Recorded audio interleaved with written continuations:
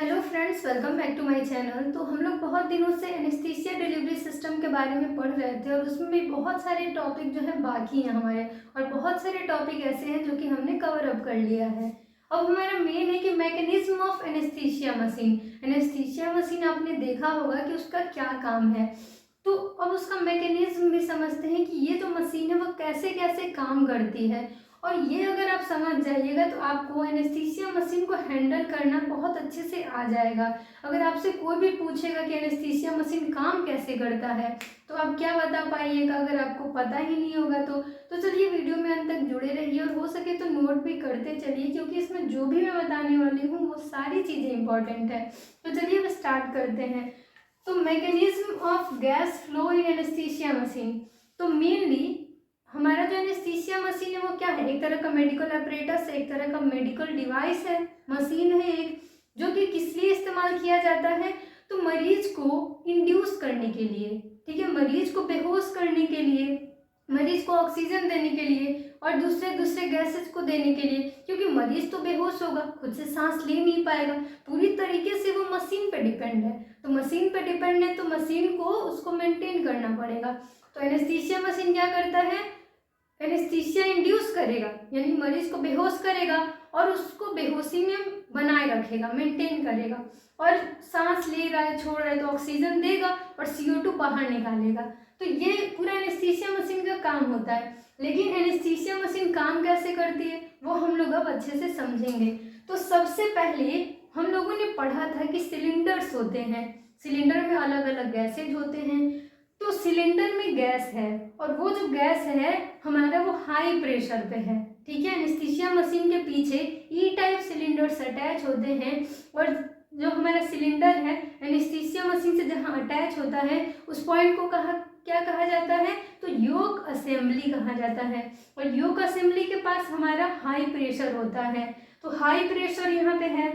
अब high pressure जो है हमारा यहाँ, high pressure regulator reduces pressure to 45 to 60 psi।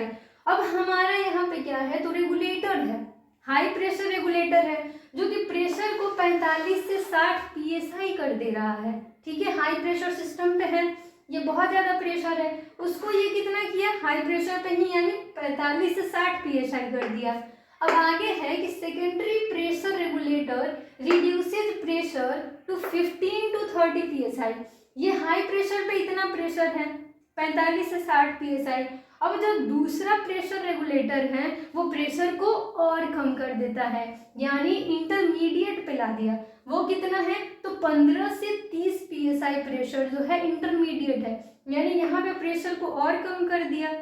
जितना यहाँ हाई प्रेशर है, अगर उतने हाई प्रेशर से अगर हमें गैसेस दिए जाएंगे तो हमारी जान भी जा सकती है और हमारे फेफड़े भी खराब हो सकते हैं, ठीक है। इसीलिए इस हाई प्रेशर को कम करने के लिए यहाँ पे इतनी सारी चीज़ें हैं। लो प्रेशर पे ही मरीज को सारे गैसेस डिलीवर किए जाते हैं, तो यहाँ से हाई प्रेशर से ये थोड़ा सा कम हुआ, यानी सेकेंडरी प्रेशर रेगुलेटर ने क्या किया, तो 15 से 30 psi प्रेशर कर दिया गैस का, यानी इंटरमीडिएट पे आ गया। अब है यहाँ पे मैंने एरो दे रखा है, देखिए यहाँ से high pressure regulator reduces pressure to 45 to 60 psi। फिर यहाँ से एरो दिया हुआ है secondary pressure regulator reduces pressure to 15 to 30 psi। यहाँ तक समझ गए। अब हमारा फ्लो मीटर, यानी कि अब क्या है कि ये जो हमारा सेकेंडरी प्रेशर रेगुलेटर है, यानी वहां से अब आता है फ्लो मीटर के पास। फ्लो मीटर क्या था वो भी मैंने एक अलग से उसके बारे में डिस्कशन कर रखा है कि उसके पास रोटेटिंग नॉब होता है, फ्लो मीटर होता है, यानी ग्लास ट्यूब्स होते हैं, उसमें एल्युमिनियम का बना बॉबिन होता है, फ्लो रेट को कंट्रोल करता है, गैसेज के फ्लो रेट को कंट्रोल करेगा। तो फ्लो मीटर, अब उसका भी तो काम फ्लो रेट को कंट्रोल करना है। तो यहाँ से अब आ गया फ्लो रेट के पास, सॉरी फ्लो मीटर के पास, जो कि फ्लो रेट को कंट्रोल किया उसका गैस का। उसके बाद flow is controlled by rotating knob. Flow meter के पास रोटेटिंग नॉब होता है, ठीक है। जैसे आपके घर में पंखे को कंट्रोल करने के लिए रेगुलेटर होता है, उसी तरीके से मशीन के पास रोटेटिंग नॉब है जिसको रोटेट करके आप इसके फ्लो को कंट्रोल कर सकते हैं। उसके बाद हमारा जो है ये आ जाता है वेपोराइजर के पास। वेपोराइजर क्या है? तो एक डिवाइस है जिसमें इनहेलेशनल एजेंट्स रखे होते हैं, जिसमें सिवोफ्लोरेन, आइसोफ्लोरेन, डेस्फ्लोरेन, हैलोथेन, बहुत सारी चीज़ें हैं, बहुत सारे इनहेलेशनल एजेंट्स हैं। इनका काम क्या है? जो वेपोराइजर्स होते हैं, जो इनहेलेशनल एजेंट्स होते हैं, वो एनेस्थीसिया को मेंटेन करते हैं। मरीज बेहोश है तो उसकी बेहोशी को मेंटेन करने में ये मदद करता है। तो इस एजेंट यानी ये जो वेपोराइजर है, वहाँ पे क्या होता है कि प्रेशर और कम कर दिया ये, यानी फ्लो कंट्रोल हुआ, रोटेटिंग नॉब और फ्लो मीटर के पास यहाँ पे हो गया। फिर आता है वेपोराइजर के पास, यानी गैस पीछे से आगे आ रहा है, क्योंकि आगे ही तो हमारा जो है आउटलेट होता है, मशीन से बाहर पेशेंट के पास जाएगा गैस। तो अब आता है वेपोराइजर के पास, तो वेपोराइजर के पास आया। वेपोराइजर से क्या होता है कि वेपर, यानी जो वेपोराइजर के पास इनहेलेशनल एजेंट्स होते हैं, चाहे वो सिवोफ्लोरेन हो, डेस्फ्लोरेन हो, अब वो कहाँ जाता है? तो ये जो वेपर है वो तो वेपर फॉर्म में ही है, लिक्विड में था वो वेपर फॉर्म में हुआ, तो वेपर फॉर्म में है। और जो गैसेज हैं, गैसेज में कौन कौन से? तो ऑक्सीजन और नाइट्रस ऑक्साइड, ये तीनों अब मिक्स हो गए। वेपोराइजर से जो इनहेलेशनल एजेंट्स थे और पीछे सिलेंडर से जो गैस था, अब यहाँ पे क्या हुआ कि वो मिक्स हो गया। अब नीचे एरो दिया हुआ है, gases delivered eight machine outlet at pressure of 5 to 8 psi। जो सबसे लो प्रेशर है हमारी इस मशीन का, लो प्रेशर सिस्टम में प्रेशर है 5 से 8 psi। यहाँ पे 45 से 60 था, जो कि मरीज के लिए जानलेवा हो सकता है। इस प्रेशर को इतना प्रोसेस करने के बाद आना था कहाँ? 5 से 8 psi पे। इतने प्रेशर पे गैस को डिलीवर कहाँ अभी किया? ये मशीन अभी पेशेंट को नहीं दिया है, अभी जो यहाँ पे आउटलेट है वहां पे पहुंचा है, यानी मशीन आउटलेट के पास इतना प्रेशर हो गया। ठीक है, जो ये सारे गैसेस थे, inhalational agents, oxygen, nitrous oxide, तीनों मिक्स होके इतने प्रेशर पे आ गया और आउटलेट के पास पहुंच गया। अब क्या है?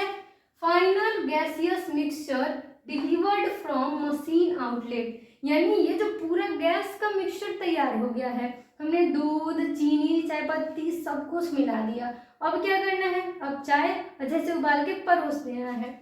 उसी तरीके से ये सारे गैसेज और वेपर्स जो हैं वो मिल चुके हैं, अब वो मरीज के पास जाने को तैयार है। ठीक है, अब ये क्या होता है कि मशीन का जो बाहरी आउटलेट है वहां से ये मरीज को डिलीवर होगा। फिर कितने प्रेशर पे? तो 5 से 8 psi प्रेशर पे। अब आता है कि ये जो फ्रेश गैस मिक्सचर है जो कि मशीन के आउटलेट से मशीन के पास पहुंच रहा है, उसका कंटेंट क्या क्या है और उसका परसेंटेज क्या क्या है, कितनी क्वांटिटी में सब रहता है। तो यहाँ पे मैंने ये भी बता रखा है, जो कि पिछले साल के एग्जाम के पेपर में अगर आप जाके देखें तो ये क्वेश्चन हूबहू पूछा हुआ है कि फ्रेश गैस मिक्सचर का जो कंटेंट है वो कितने परसेंटेज में होता है। तो यहाँ पे 66.6% जो हमारा है वो नाइट्रस ऑक्साइड है। क्या? तो 66.6% N2O है, यानी नाइट्रस ऑक्साइड। और इसमें होता है ऑक्सीजन जो कि 33.3% जो हमारा है वो O2 है, यानी ऑक्सीजन है।